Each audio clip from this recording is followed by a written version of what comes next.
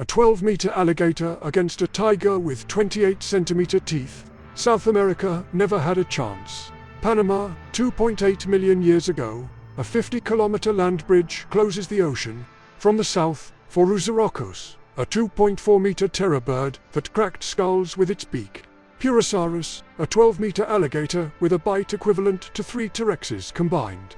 From the north, Smilodon, a saber-toothed tiger with canines that pierced tracheas in seconds. Myricynonyx, a cheetah that reached 95 kilometers per hour. Arctodus, an 800-kilogram bear that covered 50 kilometers per day. To America's isolated for 60 million years finally meet. 13 minutes to understand why only one side won this war. And why, in the end, neither mattered. Before the bridge closed, South America was a bizarre evolutionary laboratory. Isolated for 60 million years, predators that existed nowhere else. Phorusrhynchus hunted alone. 130 kilograms, incapable of flight, but with a reinforced neck that allowed devastating beak strikes.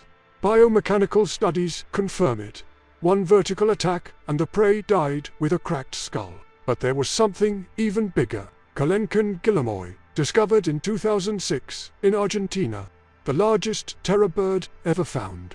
Its skull alone measured 71 centimeters, larger than some modern horses. 3 meters in total height, taller than a basketball player. While Phorusrhynchus dominated open plains, Coelenchon ambushed larger prey at forest edges. It used height as a strategic advantage, saw from afar, attacked from above. And it wasn't just birds. Thylacosmilus atrox, a marsupial with saber teeth that looked like knives. Continuously growing canines, like rodents, they grew throughout life without stopping. This required a hunting technique different from true felines. Not a single deadly pierce, but repeated bites that bled the prey to death. A slower strategy, but effective against South American herbivores that had never seen anything like it. And in the waters, Purosaurus brasiliensis reigned absolute. 12 meters long, 8 tons of pure weight. Bite force analysis show the capacity to crush bones the size of a small car. 3 times stronger than a Tyrannosaurus. Any animal that approached the water to drink was in mortal danger. This was the South American world. Strange, lethal, and completely unprepared for what was coming from the north. Around 3 million years ago, the Isthmus of Panama finally closes completely. From the north arrive the invaders tested by millions of years of brutal competition. Smilodon fatalis wasn't the first feline to cross, but it would be the most devastating of all. Canines 18 to 28 centimeters long, not for biting and holding like lions do, but for precise surgical piercing. Jaw opening 120 degrees, almost double that of a modern lion, allowing it to avoid its own canines during the attack. It drove its fangs directly into the prey's trachea or carotid arteries. Death in seconds, massive instant bleeding. But there was another predator, even more intriguing and specialized. Myricynonyx trumani, the American cheetah.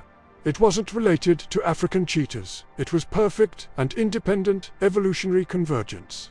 Slender body, long muscular legs, semi-retractable claws for traction while running. Estimated speed between 90 and 95 kilometers per hour at full sprint. Its favorite prey were pronghorns, the fastest land animals in North America. Capable of reaching 88 kilometers per hour for long distances. Myricynonyx evolved specifically to capture what no other predator could reach in North America. When it crossed south, it found native herbivores that had never developed defense against extreme speed. It was like putting a race car on a dirt road, brutal and unfair advantage. And then there was Arctodus simus, the short-faced bear. 800 kilograms of muscle and bone, disproportionately long legs for a bear. For decades, paleontologists debated whether it was an active predator or super scavenger that stole carcasses. Isotopic analyses from 2018 finally resolved the debate. 70% carnivorous diet, it actively hunted, without a doubt. Its deadly advantage was range and endurance. It could cover 50 kilometers per day looking for prey or carcasses. More than any South American carnivore could manage. 3 different deadly strategies.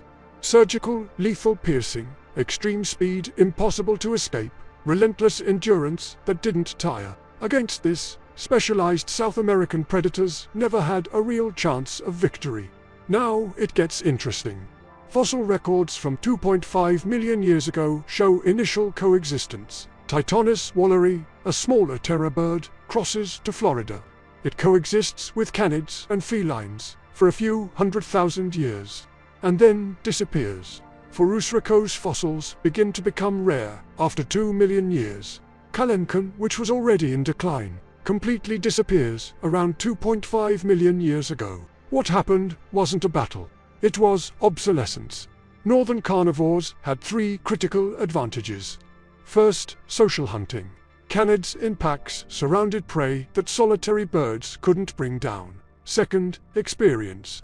North America was connected to Asia, millions of years competing against Eurasian invaders.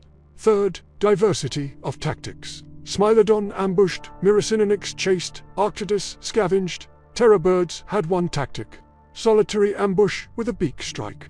When resources became scarce, whoever had more tools survived. Thylacosmolus disappears from the fossil record around 2.5 million years ago. Exactly when Smilodon crosses the isthmus, Purosaurus, that giant alligator, enters drastic decline. Without large terrestrial prey visiting rivers, crocodiles specialized in megafauna suffer. The guild of South American predators collapsed in less than 500,000 years. But wait, herbivores, completely different story. Erametherium eimigrans, a Fortin ground sloth, crosses the isthmus northward around 2.2 million years ago, and thrives. Fossils found from Florida to North Carolina show zero anatomical change over 2 million years. Translation: it didn't need to adapt. It simply worked. Why? It occupied an empty niche. It was a browser, eating tree leaves at 5 meters high. North America had grazers that ate grass, but no megaherbivore specialized in high foliage with active defense. Mastodons ate leaves, but were slow and vulnerable. Erametherium could stand on its hind legs, supporting itself on its muscular tail, and delivers strikes with 30-centimeter claws. Smilodon fossils with fractured ribs suggest some tried to bring down adult sloths, and lost. Megatherium americanum, even larger, weighing up to 6 tons, expanded through Patagonia. It was so large, it probably had no natural predators in adulthood. And the Glyptodonts, Parapanicthus tuberculatus, had a shell of fused bone plates and a tail with rings of spines functioning like a medieval club. Fossil evidence shows fractures in carnivore skulls compatible with armored tail strikes. Xenothrons had something most didn't have: armor. Literal, physical, impossible to penetrate. But there were failures too. The SANUs, native South American ungulates, dominated the continent for 60 million years. Toxodon platensis, 1.5 tons, hippo body, rodent teeth, semi-aquatic habits, Macroschenia patachonica, short trunk, long neck, impossible mix of camel and elephant. When North American cervids, camelids, and equids crossed the isthmus, the Sanus collapsed.